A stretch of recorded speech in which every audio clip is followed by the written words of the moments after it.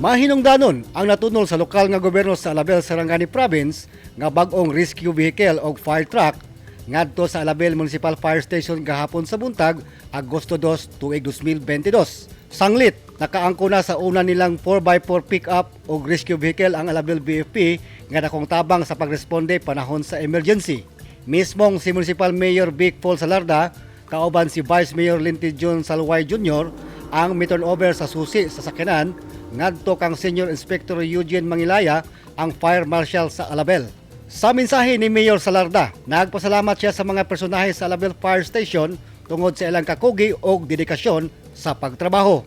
Gidayeg usab sa mayor ang ilang pagtabang sa katawhan panahon nga adunay mga kalamidad o gipasidunggan ang ilang panaghiusa diin daghang mga accomplishment o recognition ang nadawat og nakabot ang ilang istasyon. Si Reverend Father Reggie Piñol ang mibindisyon sa duha ka bag-ong sakyanan sa mga gobyerno.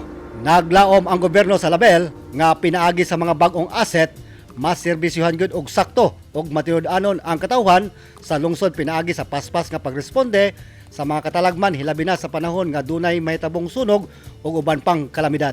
Regilan Yaman, Newsline Philippines, Province of Sarangani. Stay safe.